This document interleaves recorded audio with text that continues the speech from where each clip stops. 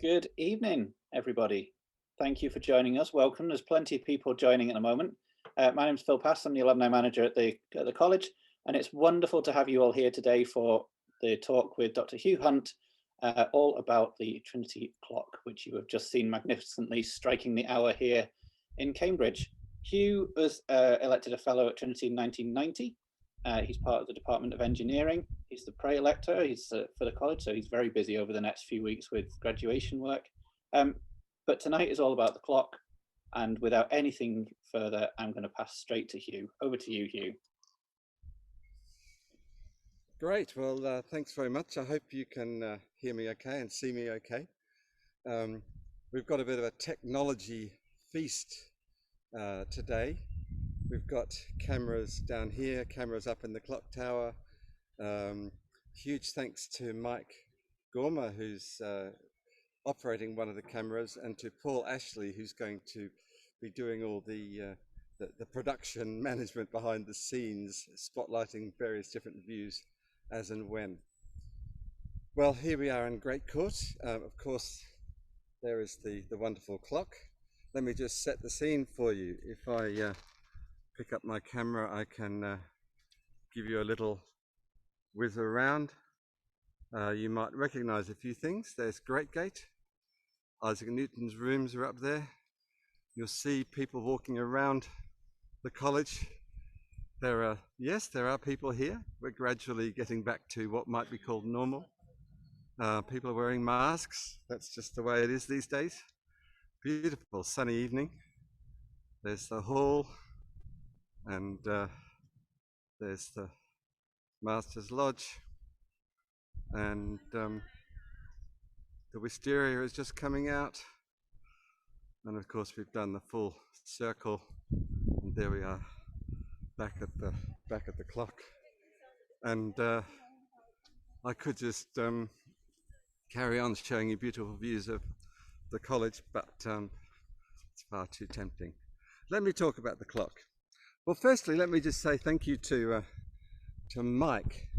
I can just see him standing at the window up there with a camera pointing down at me.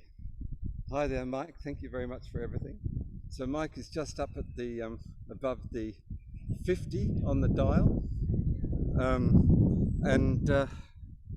Right, let's just see if I can fit you in a bit about this strange dial. The dial itself is completely the wrong size for the tower. If you look, it covers the windows at the bottom. There is, I don't know what the outdoor equivalent is of a dado rail, but just above the center of the clock, there's been quite rudely hacked away the stonework that used to go round neatly around the tower, but it just doesn't look right. Now, if you look closely, you'll see directly above the 60, you'll see a square of stone that is, that's where the old clock dial used to be. The old clock dial from 1610, so 410 years ago, well, that's now on the village church at Orwell in a village just near Cambridge. Now, of course, before 1610, the only way to tell time in the college was with the sundial, and that's there's the sundial. Sundial works great when it's sunny, doesn't work well at night, doesn't work well in cloudy, and of course it doesn't ring bells. So the idea of ringing bells was a pretty important introduction back in 1610. The bells are up at the very top there in the belfry. There's 3 bells, which we'll hear a bit more about later on. Now, it was in 1726, when Bentley was Master of Trinity, that this new clock dial was put in. I really think that the fellows of the college back then, if you know about Bentley, you realize he wasn't very well liked. The fellows back then had every intention, when Bentley passed on, of removing this dial and going back to the old one. Because I don't understand why it would never have been fitted properly if it was intended to keep it. But Bentley was really a bit of a Donald Trump type figure. And he stayed master for 40 something years. No one could get rid of him. I hope that doesn't happen with Donald Trump, but who knows? Yes, Bentley was kicked out and he came back again. Right, well, enough about Bentley. But the clock dial now still looks a bit odd, but it's iconic, and we do love it. The weights for the clock, which we'll see in a minute, they go down the tower down here. You can see where I'm pointing. The weights go up and down there, and the staircase to climb up the tower is up here. So that's where I'm going to go now, and almost certainly I'm going to lose Wi-Fi connection. It'll probably take me about 20 seconds to go up there, but I'm going to head up into the clock tower now. Let's see how much this signal stays. I will join you in about 20 seconds or so. Here I'm heading towards the C staircase in the clock. Right, here we go up the narrow spiral staircase, and with any luck, here we are at the clock. It's a beautiful mechanism, and the beauty of it, well, it never ceases to attract me. It's the clock was made by Smith of Derby. Now there we go, J. Smith and Sons. It was made in. This clock was made in 1910. So it's about, 110 years old. The only thing we've got left of the Bentley clock from 1726 is this nameplate. We don't have anything else. The original 1610 clock, well, I think we've got a few of the original bits and pieces, some of the weight hangers, the bell, there's a 1610 bell, but there's a lot of new stuff here. But in a way, the fact that it's new is wonderful. New, 1910. 1910 was the best time, really, to be getting a new clock for Trinity.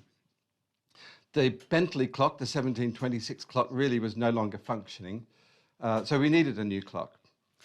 The design of this clock is very much based on the design of the Westminster clock, the Big Ben clock, so-called. And the key feature of it is this thing called the double three-legged gravity escapement. And you can see this funny thing swinging backwards and forwards. The pendulum you can see swinging backwards and forwards, but it triggers this mechanism called the escapement. And that escapement ticks every 1.5 seconds. Now, the cleverness of this escapement is that it keeps the amplitude of swing of the pendulum pretty much perfectly constant. Now, why is that important? It's important because you might have learned at school that the period of a pendulum is independent of its amplitude. Well, that's only true for really tiny, tiny, small amplitudes.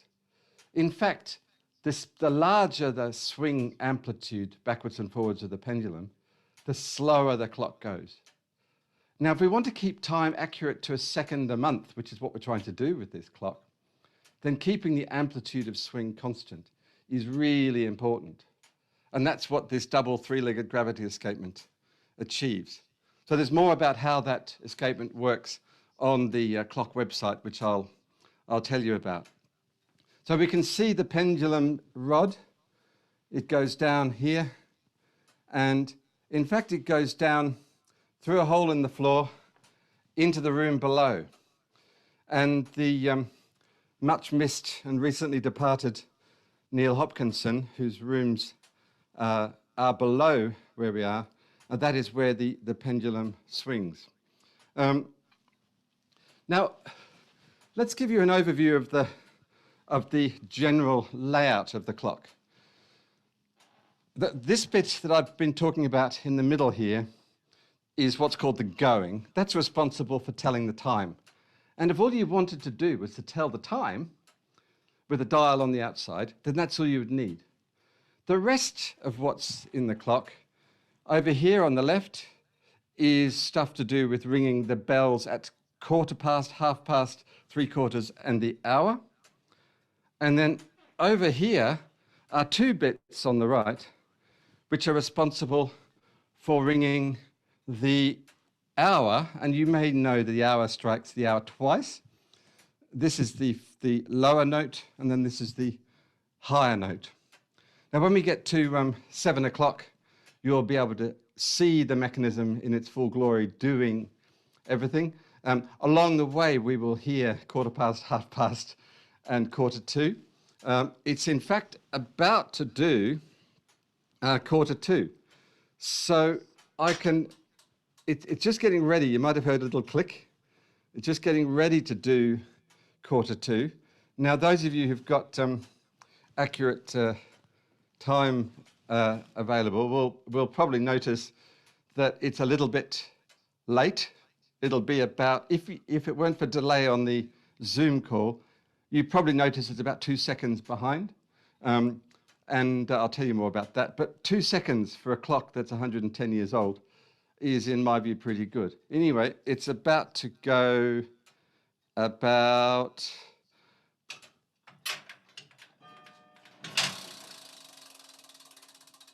There we go, that was 1/4 past, nice and short. Now, the first thing I want to, you might be wondering, is what is this, this thing that whizzes around there? Well, that's called the fly.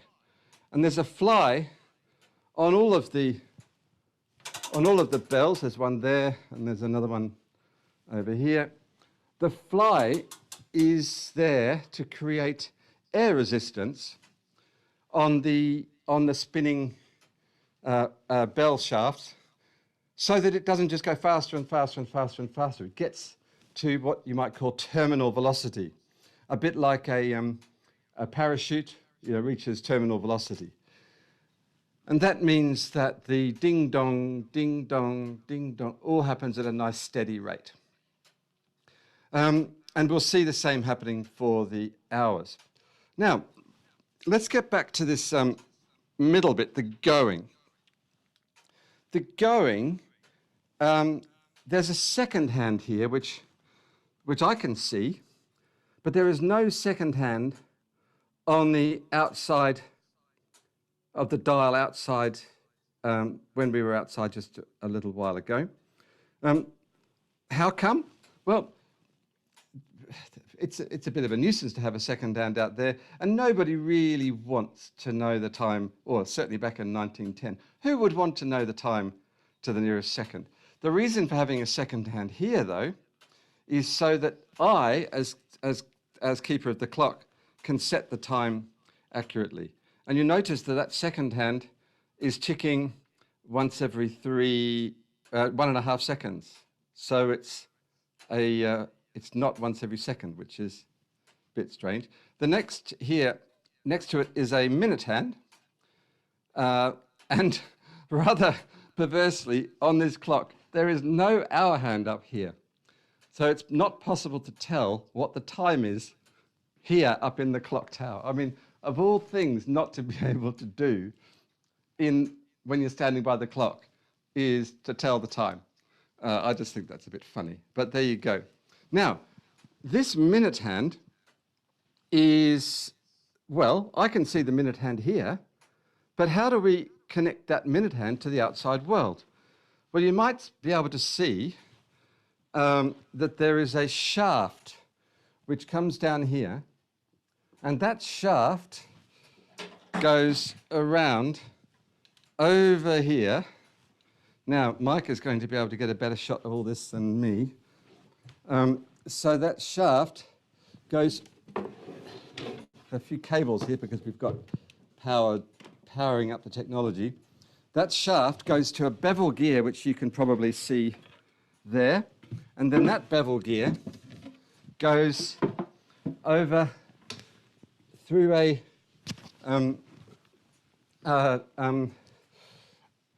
shaft to another set of gears, which, sure Mike won't mind if I move that light. You'll see there, those gears are, I'm just going to illustrate what they do. This here is the balance weight for the minute hand. Now, somebody looking at the clock now would see the minute hand bouncing up and down, and the minute hand is pointing down there to the left, and the balance weight is up here to the right. So if you think about it, that minute hand must be somewhere just after quarter past, down there somewhere, which we know is right because we just heard it strike quarter past. The balance weight for the hour hand is, well, it's up here. And that's because it's just gone 6. So the hour hand is pointing downward. And there is a 12-to-1 gearbox here, so that all you have to do is to turn the minute hand, and the hour hand looks after itself. Now, let's just stand back a bit and think, why would you put the clock over there and have that funny shaft going all the way to get to the dial? Why wouldn't you put the clock in front of where the dial is? I mean, after all, that's what you do in every other clock. Well, up here is a space. Now, I don't know whether you can see that space, but that's where the original 1610 clock went. Now, I reckon that when it was the job of somebody to put in the Bentley clock, 1726, they put it over there on purpose, knowing that they were going to need this space again to put the old clock back again. Why, in a million years, would you put a clock in front of a window, particularly a south-facing window, where the sun shines in full brightness? And we know that when you heat mechanisms up, they don't behave terribly well. We tried to keep things nice and cool generally. So there's everything about the positioning of this clock and the unfinishedness of the dial just tells me that there was every intention to go back to the old clock. Let me show you a few photos just to reinforce that. I'm just going to go to my computer and I'm going to share screen so I can just show you a couple of things about the clock. So there, close up, you can see up the top here is the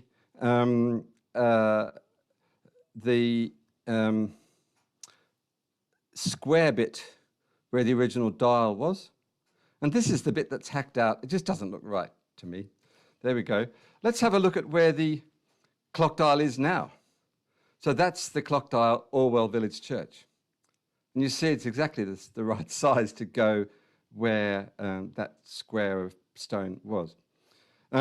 This is a woodcut from 1726, which shows the Bentley dial in place.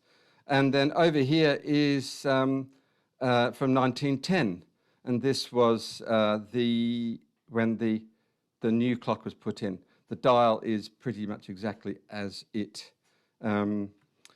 is today. Right, now I want to tell you a little bit about some of the instrumentation that we've got in the clock. I'm going to be trying to, I'm going to unshare, sorry, I've got to do that, stop share, apologies, technology, right. You might have noticed, if you look in the clock, that there's all sorts of messy cables and stuff. Well, none of that, of course, is needed to make the clock run. The clock runs brilliantly. It's completely mechanical. But one of the things that I've noticed since taking over looking after the clock, I've been doing it now for more than 15 years, is just how fantastically accurate the clock is. We can get the clock going at an accuracy of about 1 second a month.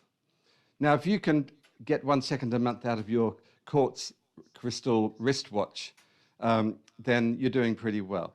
I don't think you can, but this mechanical clock can do it. Why is it so good? Well, I'm really interested in knowing what it is that makes it be impervious to temperature variation, impervious to air pressure variation, impervious to humidity variation. And in doing all those measurements over the years, what I've found is all sorts of curious things. One curious thing is that when the sun shines on the south-facing wall of the tower, and that south-facing wall is the wall that faces towards King's College, that wall warms up. And just like a bimetallic strip, the side facing King's warms up, and the cold side facing St. John's doesn't expand, and the tower tilts over. Now, this orange thing up the top here is an electronic spirit level, and it measures the tilt of the tower to an accuracy of only a very few microradians. Now, a microradian is a pretty small quantity. A milliradian would mean that if I had a football pitch 100 meters long and tilted that football pitch up by 1 milliradian, then the end would be 10 centimeters higher. One end would be 10 centimeters higher than the other end. Well, a microradian, the end would be 100 microns higher, 0.1 of a millimeter higher. That's the accuracy that this orange thing can measure. Now, the other thing that we then measure is, well, why should tilt of the clock affect anything? Well, tilt of the clock affects the twist of the pendulum. Now, the twist of the pendulum, there's a pendulum, it's swinging very nicely, and you wouldn't think, well, why would we want to know about twist? Well, what we've got here, I don't know whether you can see it, but there's a prism. It's like a right-angled piece of glass, and over there on the wall is a laser. And the laser is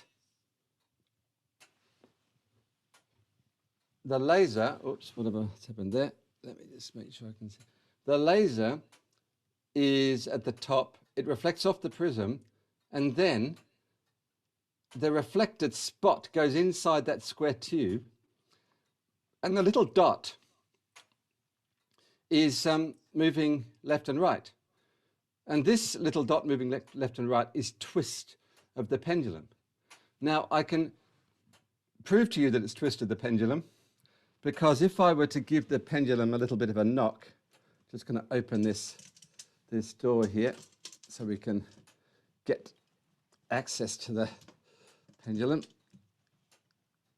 Right. So there's the bit of the pendulum there. I'm going to look at that laser spot, and I'm going to give the pendulum a knock. There we go. I've given the pendulum a knock, and you can see that little laser spot in the square tube is now moving backwards and forwards. I'm able to pick up twist of the pendulum. And it turns out, rather beautifully, that the correlation between twist and tilt of the clock is perfect. Now, I'm going to show you that in a second, but I just want to show you where all this instrumentation goes. Mike will follow me over here, because all the various bits of cables and things, they all end up in the nerve center of things over here.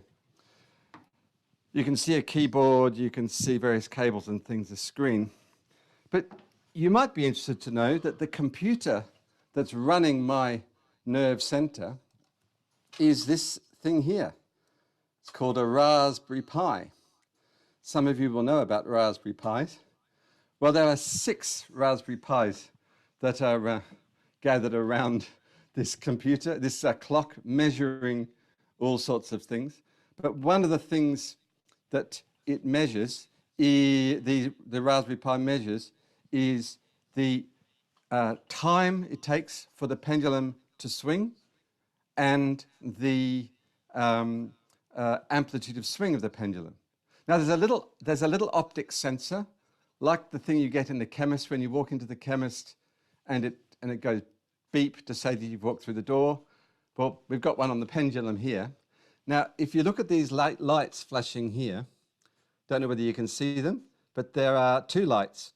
The one on the left flashes on and off as the pendulum swings, and you'll notice that it's flashing about once every 1.5 seconds. And the one on the right is flashing 1 pulse per second, and that's the GPS receiver that gives us absolute time. Oh, it's about to do half past 6. Here we go. Let's watch this again. Here, coming up about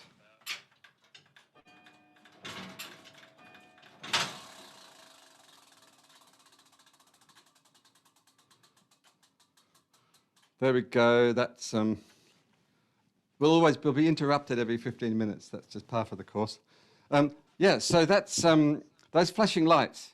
Where's the GPS? Let me show you where the GPS receiver is.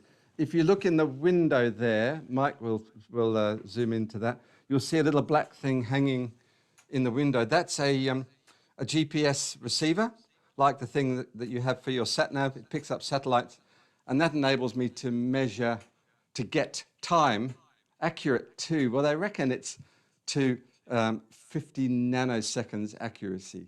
Well, that's what it says. It's probably true. The other thing we've got in the window there is a sunlight sensor. It's a little thing on the right. What else have we got? I don't know whether, Mike, you can see in there where we've got a weather station over in behind. Can you see that thing there? It's got which measures temperature, pressure, and humidity. All sorts of fun and games. But all the data goes on to this website. Now, anyone can go to the website. It's, if you Google Trinity College clock, you'll get to this thing here, and it tells you that the clock is currently 2.38 seconds ahead. Well, there's a slight, it's slightly at variance with what the true figure is up here. The reason being that I've got a student project running as we speak, and he's due to hand in his report in 4 weeks' time.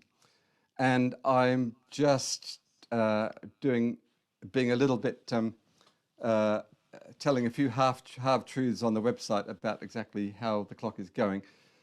Nobody's here because of lockdown to know exactly what's happening, so it's not too bad.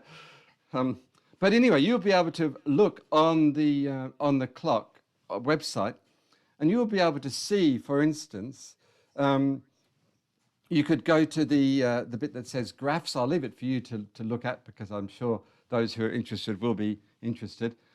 You'll be able to look up graphs, and you'll be able to plot, for instance, the how fast the clock is going compared with air pressure. And, well, we've got a barometric compensator, which is helping to compensate for pressure. But I can look at the tilt, the twist of the pendulum versus tilt of the tower. So I don't know whether you can see pendulum twist versus clock tilt. If I do that, I need to go to a auto scale. Look at this amazing straight line of the data.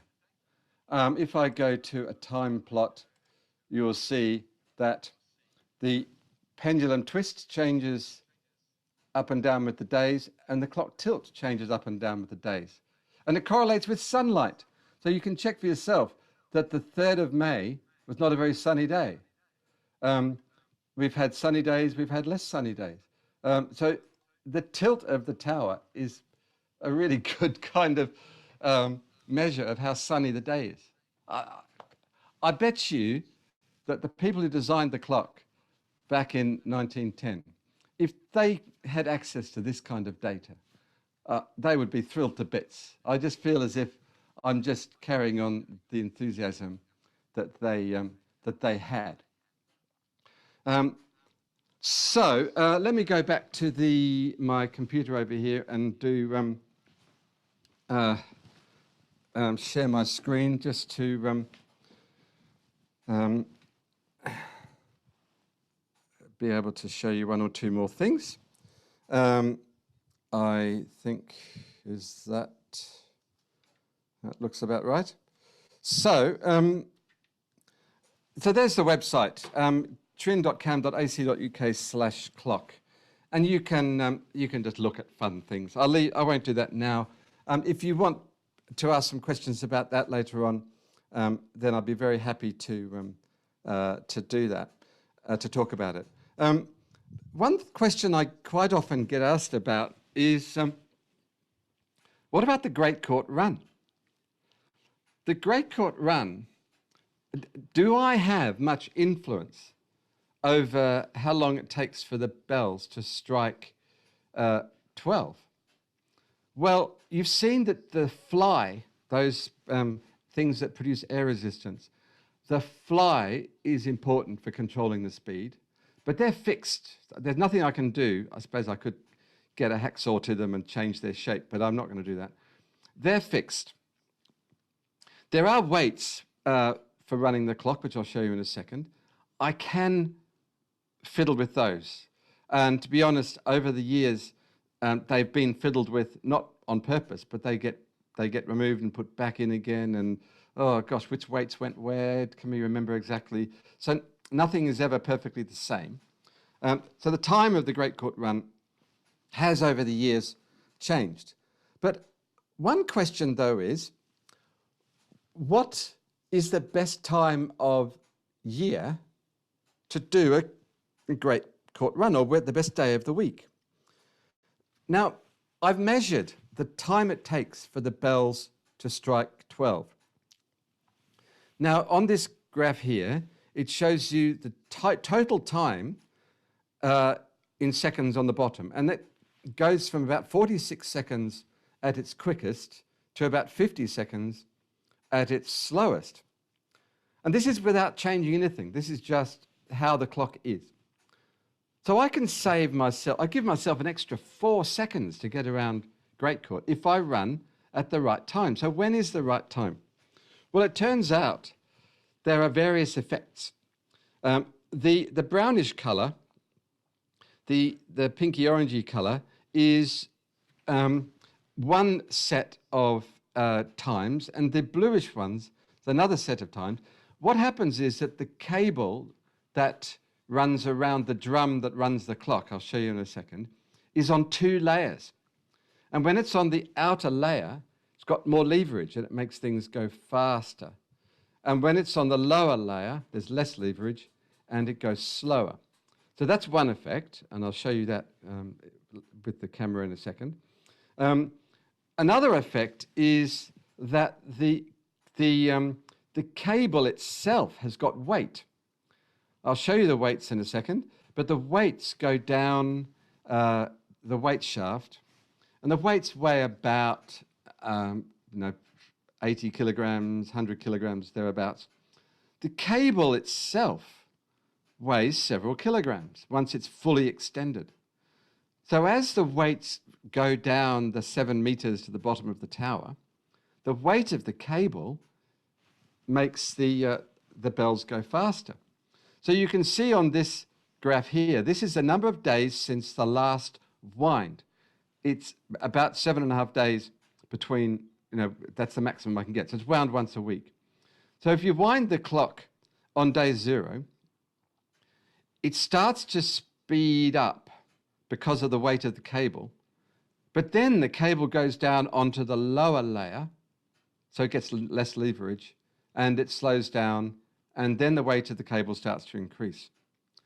So you can see on that diagram at the bottom, the layers, I'll show you that in a second, and the cables going down the tower.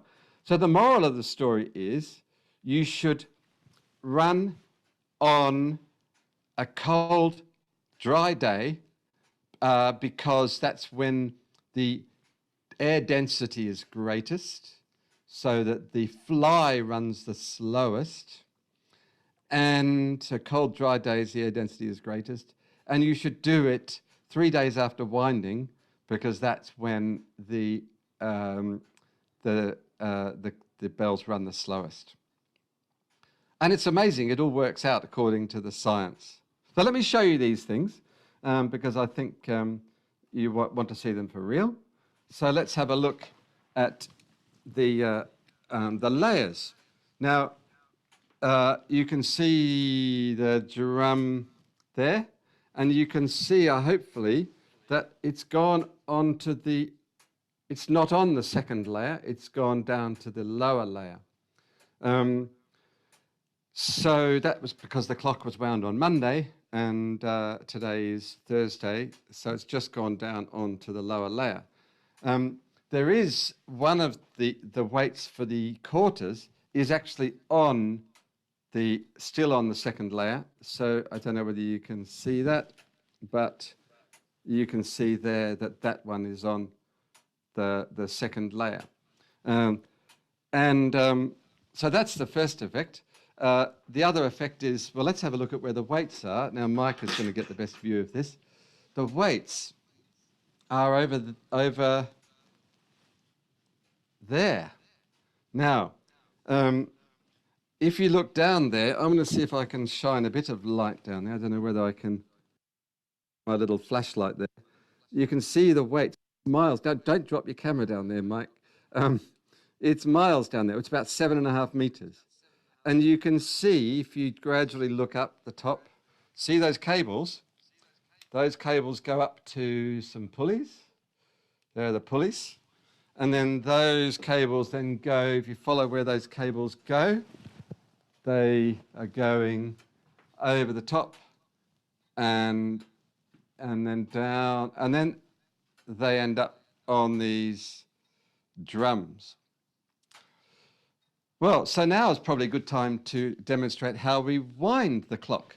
Winding the clock is a job which has to be done once a week, and let me show you how that's done. Just going to hook the door back. There are 4 weights. Now, the 4 weights, why are there 4 weights? There's one for the ticking. I'm just closing this door to get it out of the way. One for the ticking, one for the quarters, that's quarter past, half past, 3/4, and the hour, quarter, and then one for Trinity strike and one for St. John's strike. So here goes, I'm going to wind the quarters. Now, this is the heaviest one, it's the one I do first, and I'm winding it up, and if, I don't know whether you can see, Mike might be able to show where the weight is going up in the weight tower over there. Don't know whether you can see that over there, Mike. You see how the weight is going up? That weight is about 160 kilograms. And it's the one I want to do first because really it's the heaviest one. And I'll stop about there. So what you'll see then is that the weight is more or less up at the top of the tower. Right, now I'm doing the Trinity strike. This one's a bit lighter. It was wound on Monday, so I don't have too much work to do. It's only 3 days worth of winding, but it's a good workout, and I quite enjoy it. So there we go. So if we look up there now, Mike, you'll see there are two sets of weights that are up at the full height. Now I'm going to do the St. John's. Well, just a little bit of out of breath, but that's the way it is. Right, St. John's. Oh, this is lighter.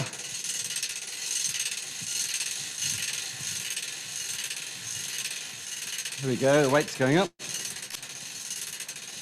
And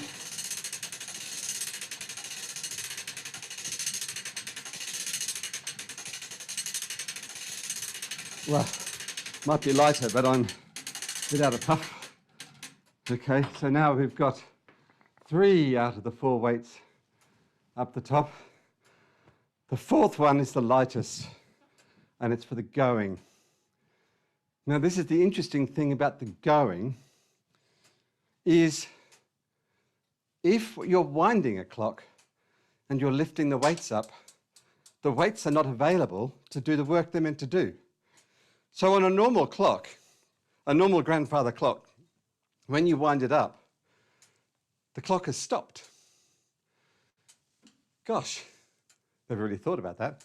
That's because with your ordinary grandfather clock, you don't really care. Oh, about to be 7:15. So this is going to go ding dong, in about 3 seconds' time. Are we ready?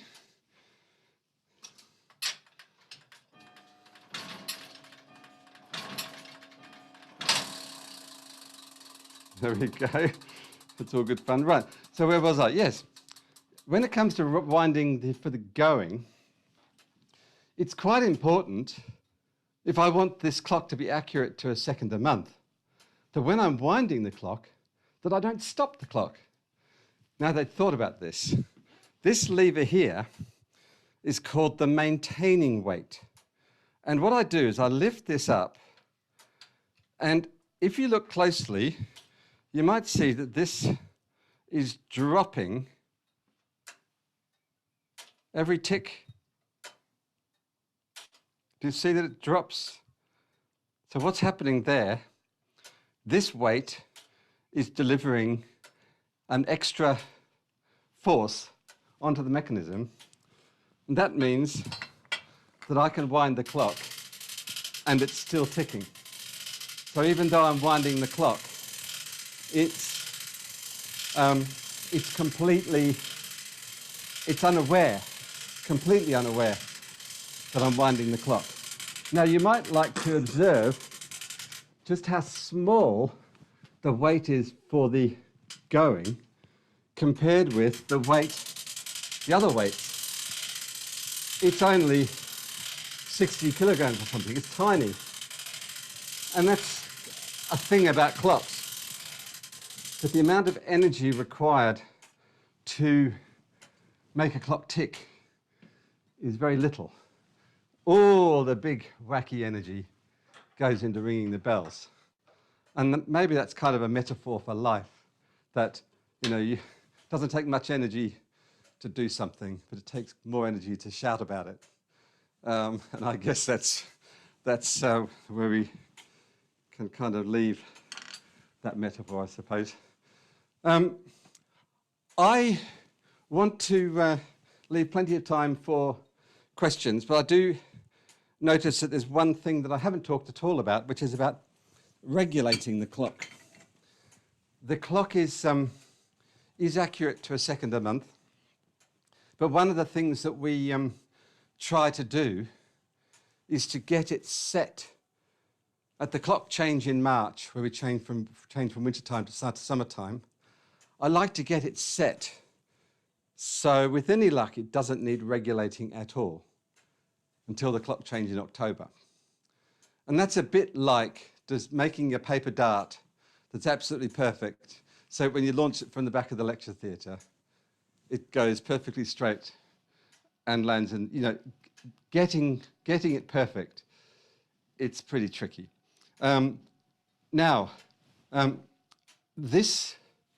This term, as I say, we've got a student doing a project. Today, we did a tweak to make an adjustment for his project. And I've just noticed, since we just looked on the website, that the clock is suddenly going a lot slower. So I've got to fix that. Let me show you how I do it. First thing I do is I go to the website, and I will notice, if I go to today's data, that it says the going minus 800. Oh, it's even less than that. I don't know whether you can see, but there was a sudden, this was about lunchtime today, sudden downward slope. So I've got to try and fix that. And I can go onto my Raspberry Pi, and I can look at the clock data, and it will tell me exactly by how much the clock is losing time. And I think it's losing time by about 2 seconds a day, which is a lot. And that was because of the tweak that we made. So I'm looking at the data. It's a new data point every 3 seconds. So this is live data. So it's losing minus 2,245 milliseconds per day. Wow, that's milliseconds per day. That's 2 seconds a day. So I've got to speed the clock up by 2 seconds a day. Show you how I do it. So this is actually something that needs to be done. It's not just for show. Open this little case here. And this is the regulation platform. It turns out that if you put weights onto this platform, you speed the clock up. Now, I've got a series of weights, and here are the regulation weights. This one here would speed the clock up by 10 seconds a day. Too heavy. This would speed the clock up by 5 seconds a day. Too much. I wanted to do 2,200. So there's 2,000. Put that on. 2,200. Put that on. I could go finer and finer. This one would speed the clock up by, that's, what was that, 10 seconds a day, 1 second a day. This one here is 0.1 seconds a day. This one is 0.01 seconds a day, 10 milliseconds a day, and the tiniest one is 5 milliseconds per day. I've got pretty good fine tuning here. Right, let me just check, just check, just one last check on how much I need to put on. It says, oh no, it's 1,800. So I'm not going to put on, that's 2,000, that's going to be too much. So I want to put 1,000, oh, let's put 2,000 on. No, that's too much. 2,000, 1,000, 500, 700, 800. So I'm putting on 1,800 milliseconds per day. There are those weights. And let me plonk them on here. There, there, there. Right, I put them on. Let me reset the timer. We have 1,800. And let's see in 10 minutes' time if that's got any better. Right, look, I think I've said enough. And it's time for questions. It's going to strike 7 at 7. So we'll interrupt questions for then. Probably the best way to deal with questions is if I sit back at my computer so I can read the Q&A, and if Phil wants to shout out at questions that I've missed, then that'll be good. So look, thanks very much, and I'm very, very happy now to answer questions. My talk has been a bit of a random walk, so I've almost certainly managed to miss out on important details. So that's just the way it is. I don't have a script when it comes to this talk. So the first question I see is, did I say that the clock strikes the hour twice? I don't remember that, but it does indeed strike the hour twice. And it has struck the hour twice since the Bentley, since 1726. Yeah, so your memory then doesn't serve you right. It was certainly before your time here, unless, 1726, let's just be blunt about this, before your time. There is a poem from, is it Wordsworth, that talks about the loquacious Trinity Clock, which talks about it striking twice. Now, there's another question here about Grimthorpe. Grimthorpe, let me tell you about Lord Grimthorpe. If I go back to, I don't know which cameras are still working, because we do have battery issues. I think my handheld one is... the handheld one is not working. Handheld one, the battery's gone there. Thanks, all right. By the way, that's the voice of Paul, who, thank you very much, Paul, for doing all the wonderful behind-the-scenes spotlighting. It's been great. Now, if you look at this plaque up here, it says, the cost of the new mechanism was given in 1920 by the first Lord Grimthorpe. Now, Grimthorpe was the name of the chap Denison, who really designed this double three-legged gravity escapement. And it was his great nephew, I think, don't quote me on that, who gave the money in 1910 for this clock. So it's great that we have a clock with the double three-legged gravity escapement. It was an absolutely revolutionary design, this double three-legged gravity escapement. On the continent, clocks were using all sorts of clever mechanisms to eliminate the effect of amplitude variation. It's a very British thing, very English thing to have this double three-legged gravity escapement. And I think, for what it's worth, I think for cleverness, this particular escapement wins hands down. I could say quite a lot about Denison, but I'd have to go to my notes because I can't remember everything. But he was doing his work in around 1820, 1830, 1840, and the Westminster clock has the double three-legged gravity escapement. It's the most famous one. Right, let me go back and have a look at these Q&As. Why is the clock mechanism on the south side of the tower? Well, the south side of the tower is on Great Court. So if it was on the north side of the tower, it would be facing St. John's, and that would be a very beneficial thing for St. John's. But we did want to have this have it on the south side. Yes, and it does mean it's affected by the sun, which is a bit of a nuisance. The difference between the Trinity and the St. John's bells, we're going to hear it in about 2 minutes' time. So what we'll hear is ding dong, ding dong, ding dong, ding dong. And then we hear boing, boing, boing, the low note, and then 7 times. And then boing, boing, boing, the high note. So the St. John's is the higher note, and the Trinity strike is the lower note. Now you might notice that the boing, that note is used twice. So there's only 3 bells up the top, because we've got ding dong, ding dong. That dong is the same note as a bong, bong, bong, bong, bong, bong.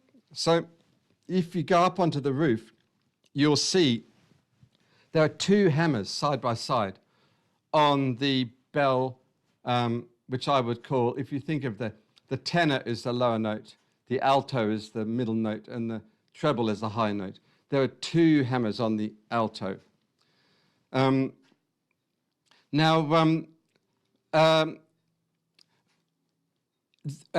a question about what is there to stop overwinding the clock, and that's an important thing.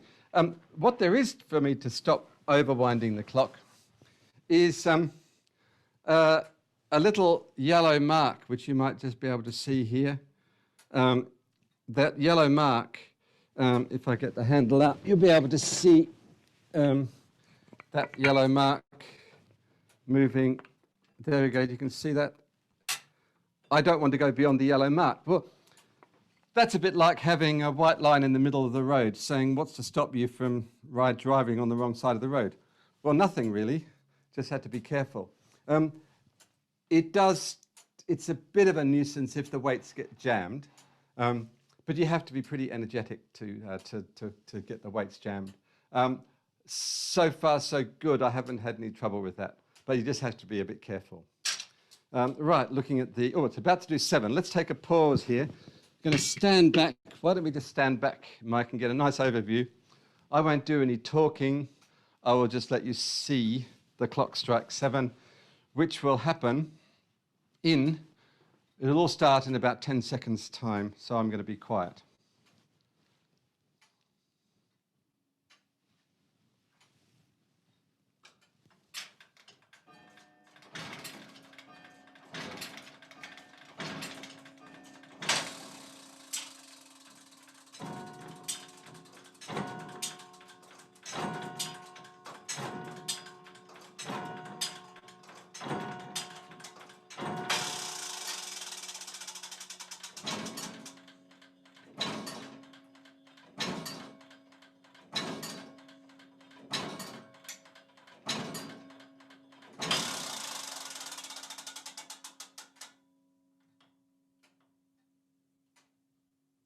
There we go, the clock striking 7.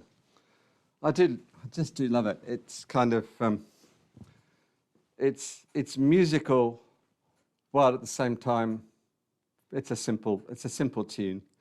So there's some questions. What are the files in the clock room? Over here, which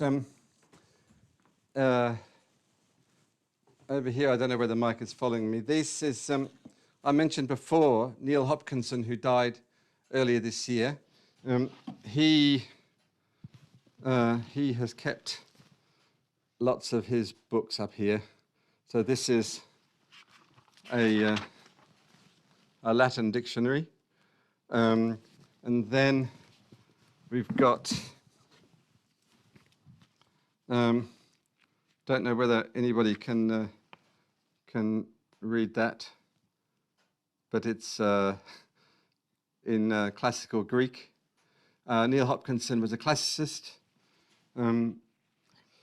He was roughly my age. It really concentrates the mind when someone your own age dies.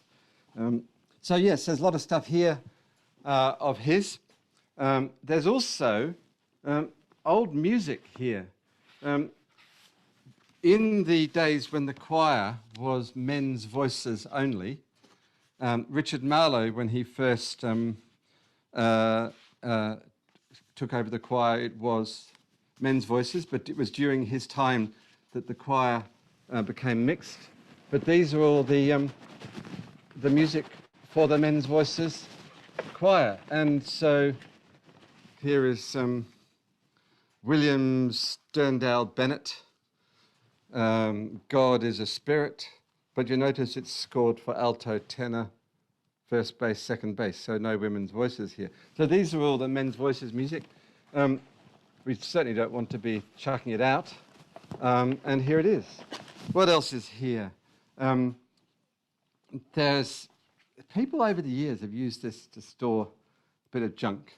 So there's various bits and pieces that one day we'll get dealt with.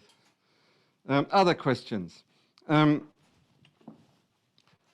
changing the clock for summertime and wintertime, that's a neat one. And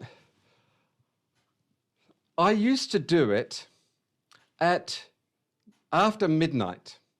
Now, I know the clock doesn't change until 2 o'clock in the morning, but there is a silencing mechanism on the clock. So that the bells go silent from just after midnight until 7:15 in the morning. Now, if the bells are silent and if it's dark and you can't see the clock dial,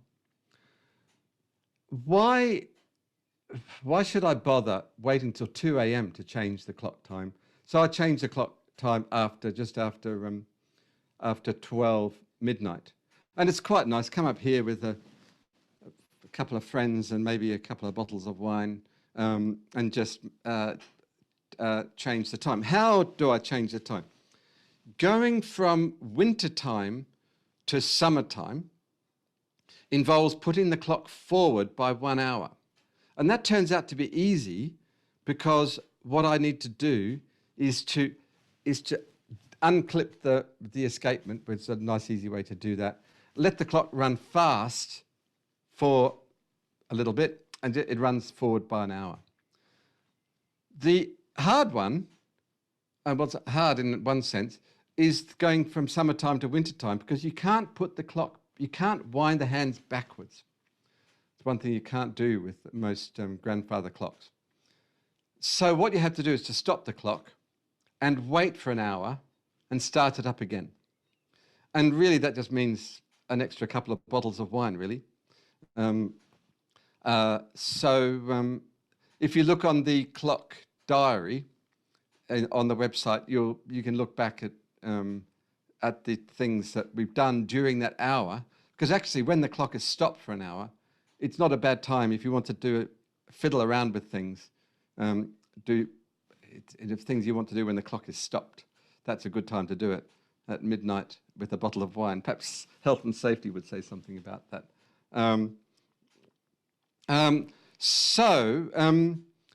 How did I come to be keeper of the clock? The keeper of the clock before me was a chap called Richard Glowett. He was keeper of the clock for 30 years or something. I can't remember exactly. He was a junior bursar. Some of you will remember Richard Glowett. He had a hip operation and asked if, while he was having that operation, if I would look after the clock, which I did. And then when he got better, he went back to looking after the clock. But basically he said, well, getting up these narrow stairs is perhaps not for me anymore. So he asked if I would take over permanently, which I did. And I've been doing it now for 15 years or more. And over that time, I've just got more and more interested in just the detail. The more you get into it, the more beautiful detail there is. And look, I just do not know what happened during the war, but I'd be very surprised if the clock was stopped during the war, because it's so easy to keep it going. It just needs to be wound once a week. But I know they did some repair work during the war. There's a little plaque, brass plaque up in the belfry, which says this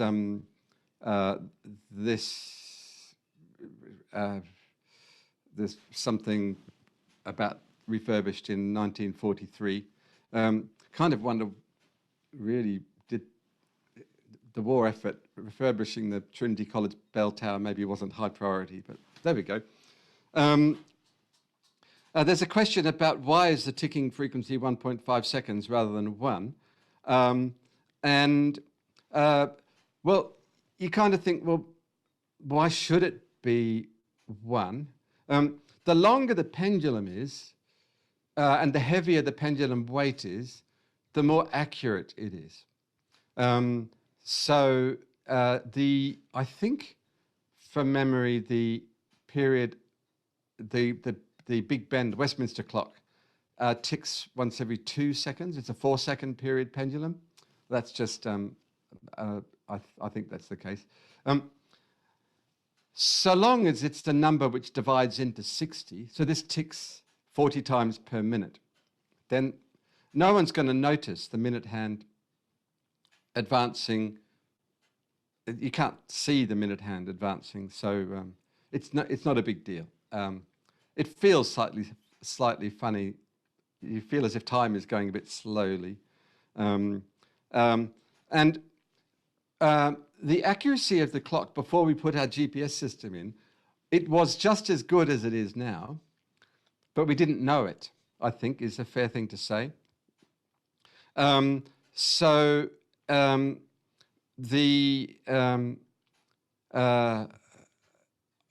we're able to do now is to measure really splendidly accurately how the clock changes with respect to things like temperature and pressure and sun shining on the south wall of the tower and all these sorts of things.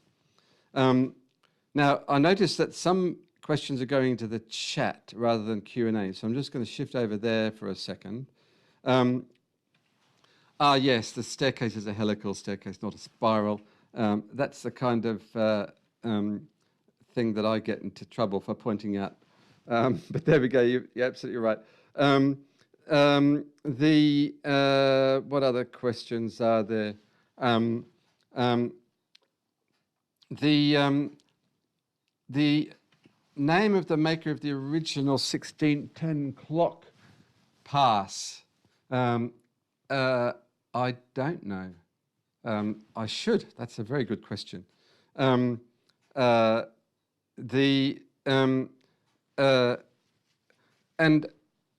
the question about going forwards and backwards for summertime, wintertime.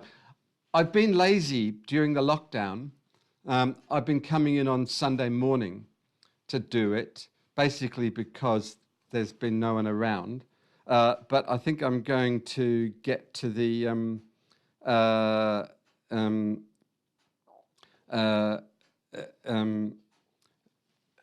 go back to the normal midnight thing with people around. Apart from anything else, I quite like having a glass of wine up here with some people. The question about why is the St. John's strike called St. John's and the Trinity strike called Trinity? There's all sorts of weird stories about this. The common one that goes around is that, well, St. John's couldn't afford a clock, so we strike the hour for them. But it's been like this since 1726, and anyway, well, that's just the way it is. That's just what it's been. It's what it's been called. The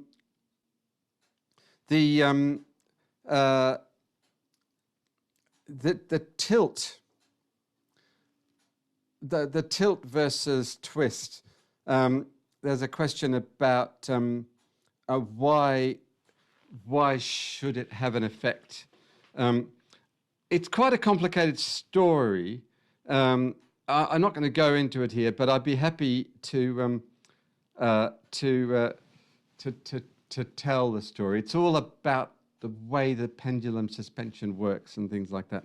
But that's perhaps that's another thing for another time.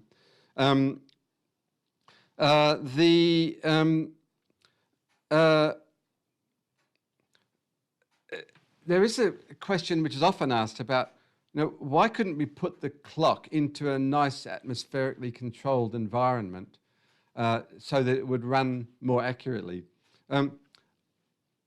We could do that, and we could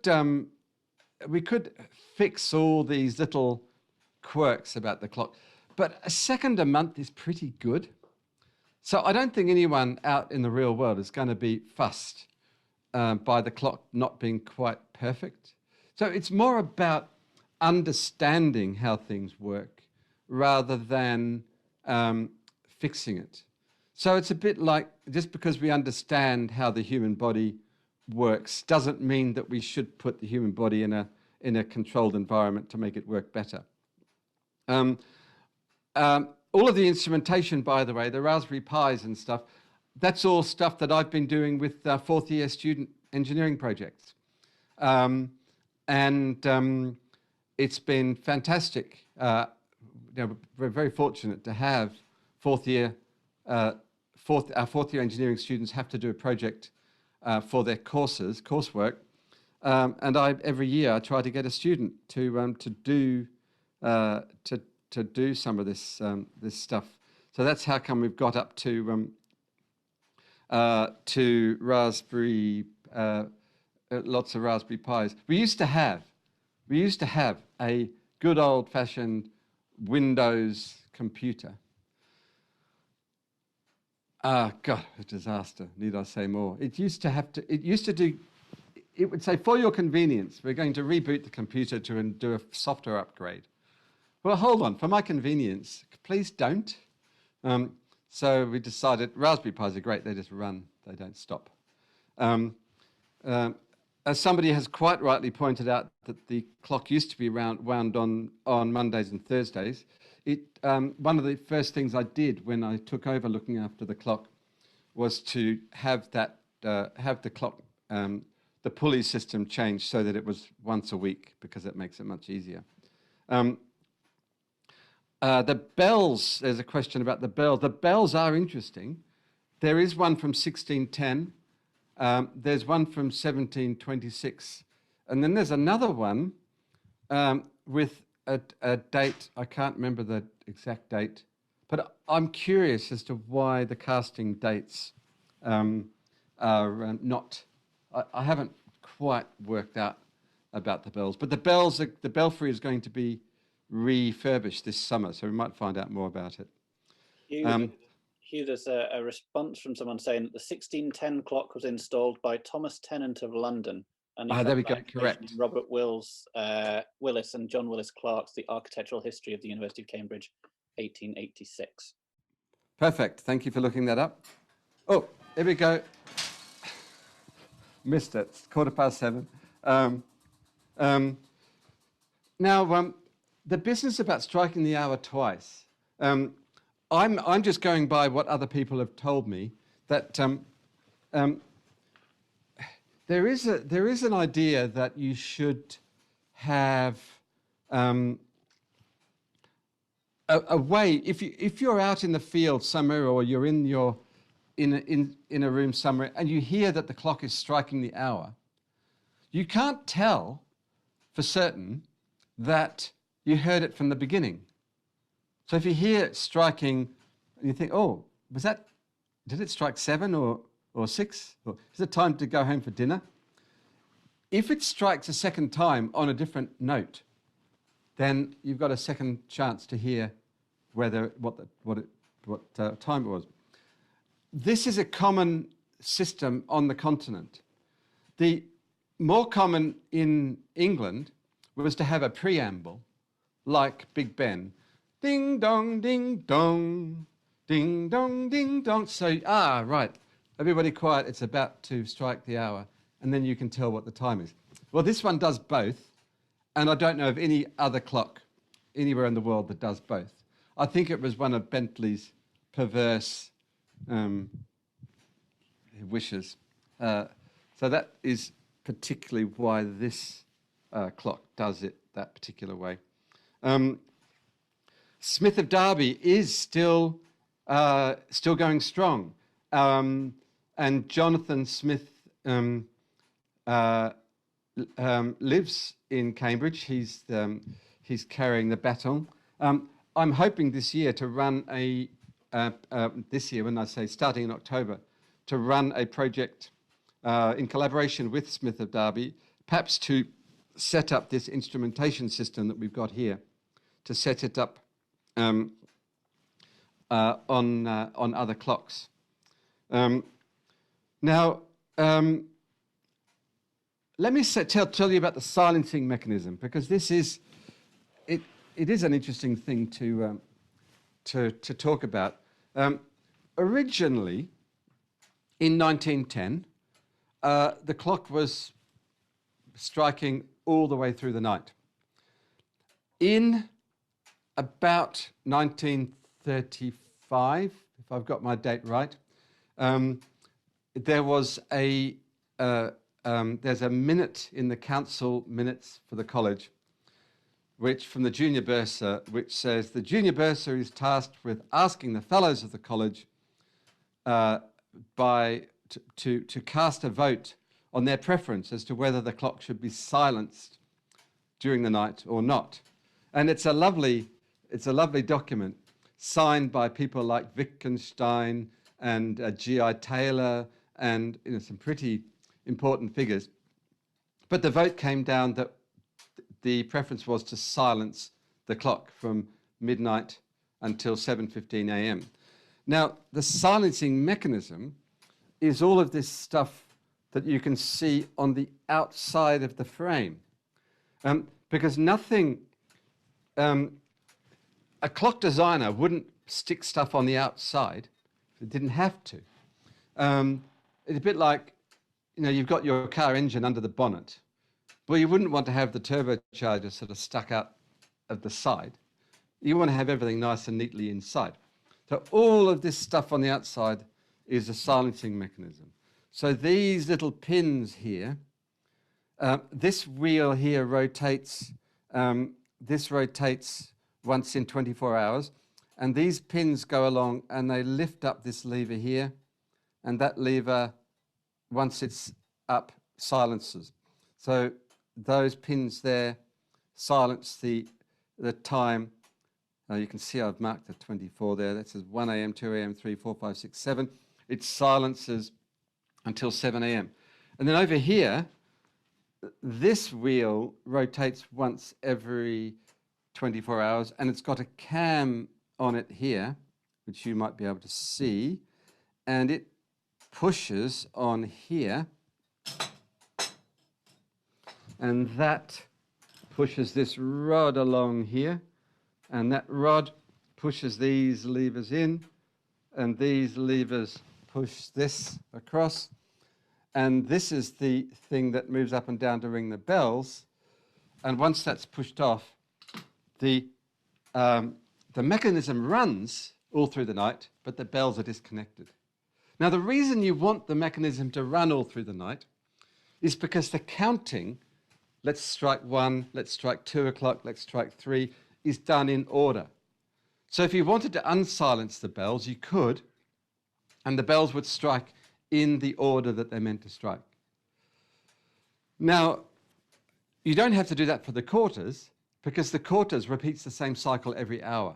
So if you stop just after midnight with the quarters and restart at just after 7 a.m., then the quarter past rings exactly as it should. Whereas for the hours, if you want to stop it from midnight to just after 7, you can silence it, but the mechanism inside is still happening. It's like pushing the mute button on your Zoom call. You're still talking, but no one can hear it. So that's the silencing mechanism, and I think it's great that it is silenced because particularly if you're anywhere near in Great Court, it's quite loud. What other questions are there? Great questions coming in. The placement of the clock adjustment weight looks well dodgy. How many get lost down the pendulum? Well, it's a little bit. Occasionally they get dropped down there, but it's actually not that difficult. It's kind of it's like trying to pick up a cat which is running away from you. You've kind of got to move with it, and it works pretty well. Oh, by the way, let's have a look at that. See whether the going is. See what it looks like, whether I need to do any fine tuning. So what did I do? It was losing 1,800, and now it's losing 250, which is brilliant. So that means I'm going to leave it at that because I know that I've had the doors of the clock case open for a few hours, and one thing or another, it might settle down. So what you might like to do yourself is, if you look on the clock website, there's this slope going down. It refreshes once every hour, so we won't see the new line until 8 o'clock. But if you go on the website, you should find that slope will be going nicely, sort of reasonably horizontal. we'll see how that goes. Right, what other questions are there in this fantastic stream of questions in the Q&A?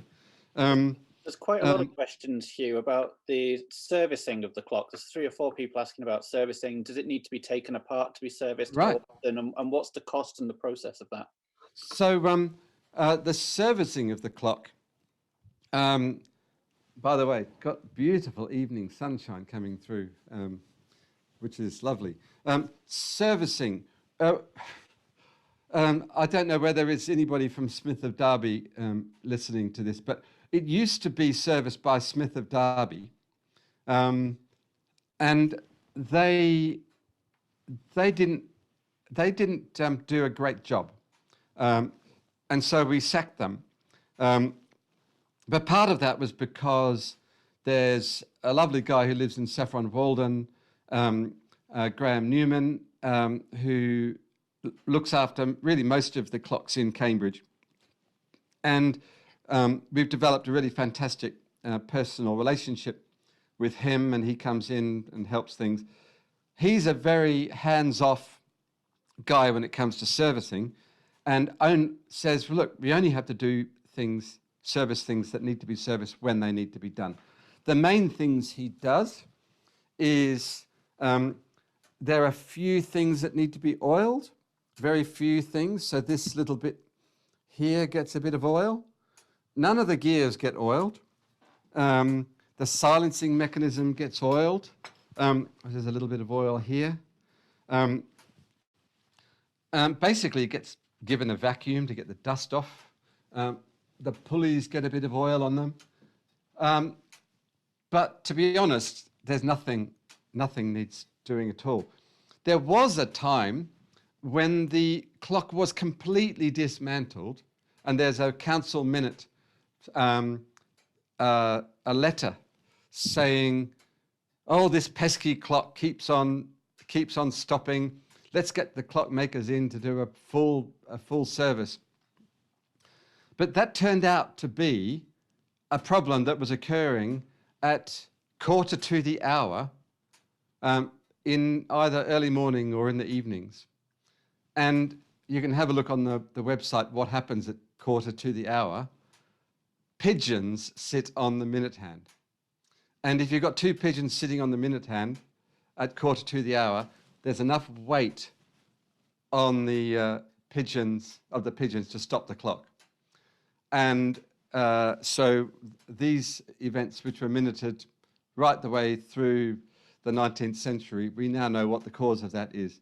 And we've fixed that by putting a little wire on the minute hand to stop the pigeons from standing on the minute hand. So really, I think the clock was completely dismantled then for no good reason. What other question? The cost of the clock, I think it was £5,000. And there was a condition in refurbishing the clock that the dial would be removed and the original dial would be replaced. But I think that the heated passions of 1726 and around then have all died away. And I think the college has grown to love its rather ugly dial. It's a bit like the Eiffel Tower. The Eiffel Tower, when it was proposed and built, was only a temporary structure. It would be taken down once the novelty wore off. But we love the Eiffel Tower. I'm not sure which questions I should. There's still quite a few. And I'm loving these questions. It's just the ones I'd love to go up to see the bells, but it has become a problem going up on the roof just from a safety point of view. So I'd love to go up there, but I can't. It's all locked now, and I don't have access to the roof. What are the burning questions? I think we should probably. The clock's about to do 1:30, and maybe we should leave the clock to give it some to give us the last word. But what other questions? Oh, 9-year-old daughter who's loving this is asking the earliest clock in Trinity, well, the earliest clock is a sundial. Mike, let's have a look at the sundial. Can we see the sundial over there? It's down in the, if you look out the window, you'll see the sundial down, yeah, do you see it? It's kind of on the corner of the grass. That was the earliest clock in the college. But then 1610 was the first clock up here. So that's 410 years ago, which is pretty neat. What else? Does the clock take leap seconds into account? Well, leap seconds are kind of easy to deal with because it doesn't have a second hand. And nobody really notices if the bells are out by a second. So yeah, leap seconds are just kind of, they drift by.